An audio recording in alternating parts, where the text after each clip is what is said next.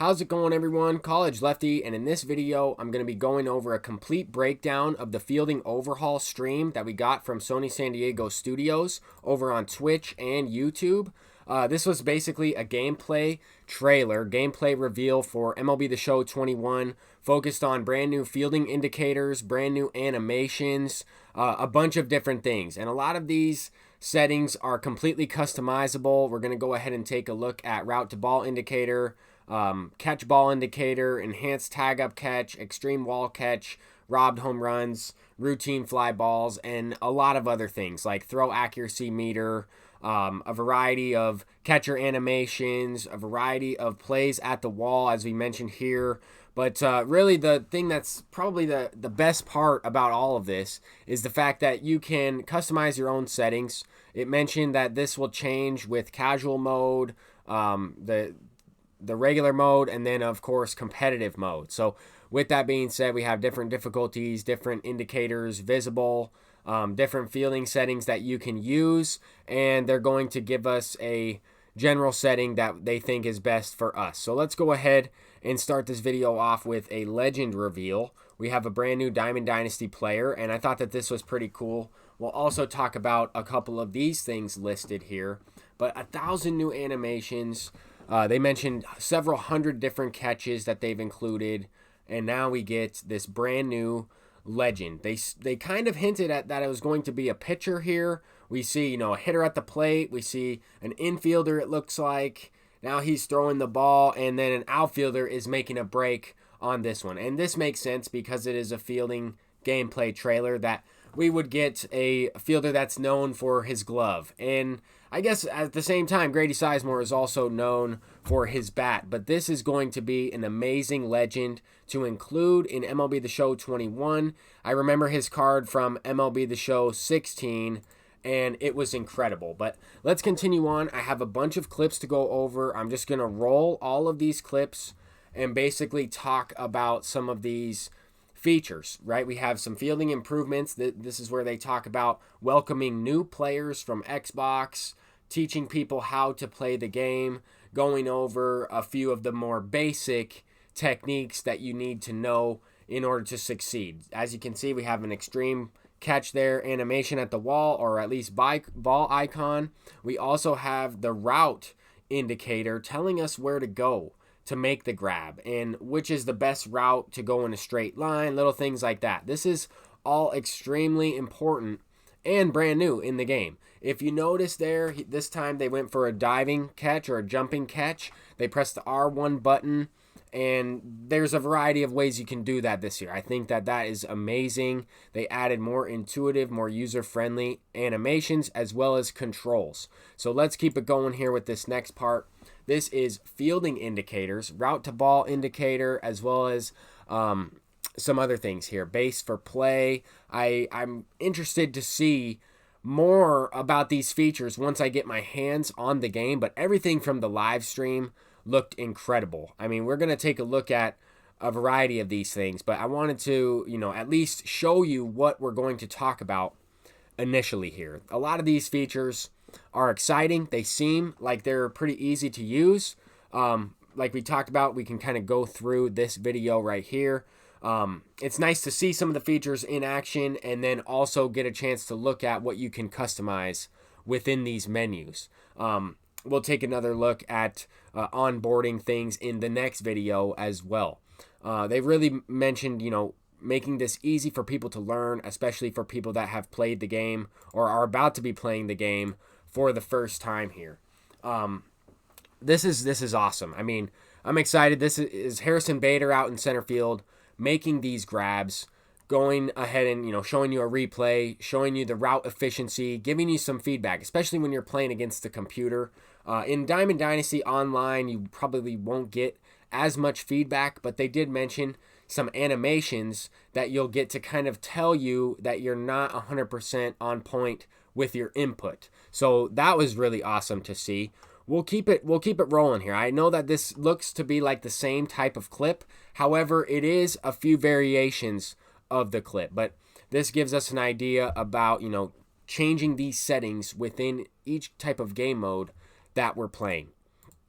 The next thing I wanted to talk about is the route to ball indicator. Here they actually accidentally missed the ball, or on purpose missed the ball, and then tried to make up for it, or I guess adjust their route. They mentioned that this icon will give you some sort of vibration on your controller if you are kind of going away from the route that's recommended.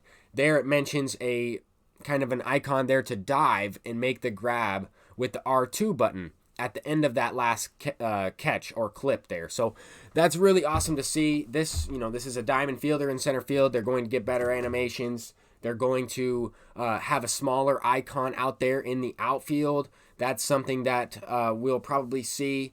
But I think that, showing all of these types of clips very quickly is helpful. The first time through this clip, he missed the ball because he took a bad route. Now this time, he makes the play and keeps the runner from advancing another base. Here is the next thing we're going to talk about is that short clip that we got a glimpse of, the no drift ball indicator. This is something that I'm interested in. I would have to go back and take another look and analyze this a little bit more, but it looks like both the fielder and the ball are, neither one of them are drifting, if that makes sense. The fielder's not drifting to the baseball icon, and the ball icon is not moving as if there was wind out there. And I'm going to have to take another look at this stuff because it looks very similar to the tag up icon.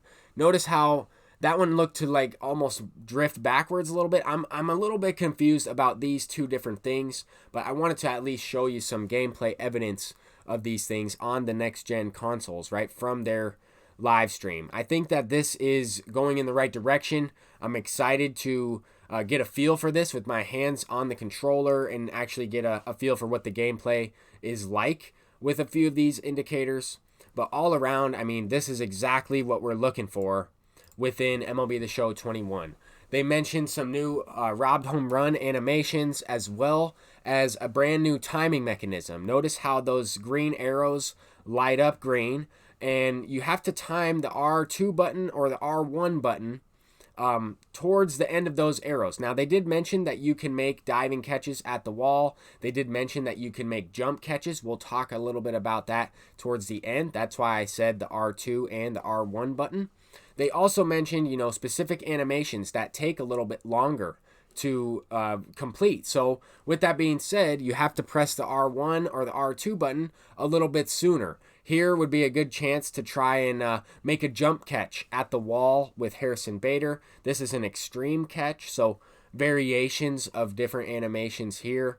I mean, this time they come pretty close. They almost made the play, but it does get by the center fielder there. Notice how the left fielder is sprinting all the way. He gets behind the ball, and the clip kind of cut out there, but that was awesome to see as well. I'm always looking at what are the other outfielders doing. Are they playing the game as if a normal, MLB player would, or are they clueless out there, not knowing what's going on? If the ball bounces off the wall, are they going to have a chance to play it?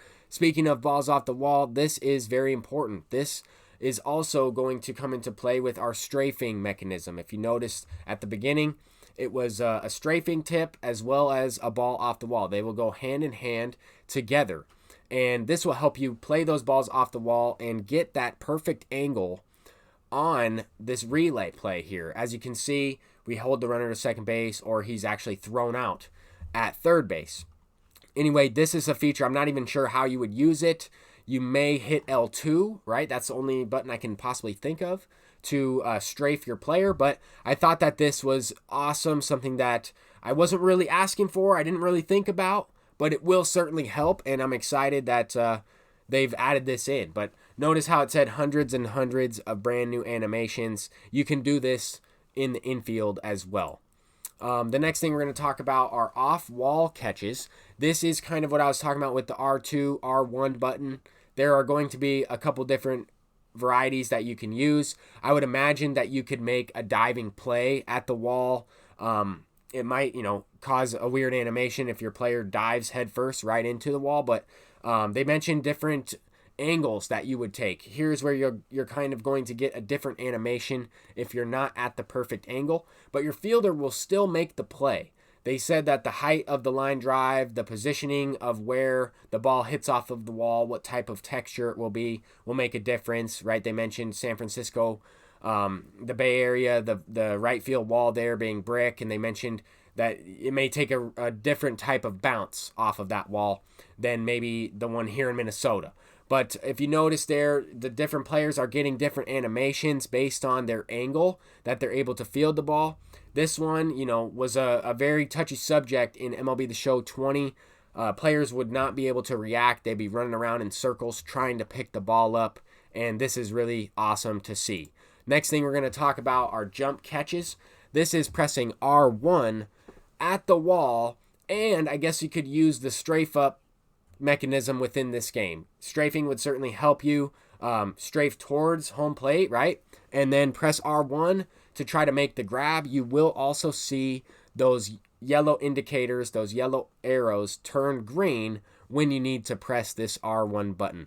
So this is really awesome to see. I mean, it's just so advanced. There are a lot of controls here on defense, but it does seem like it will play pretty smoothly.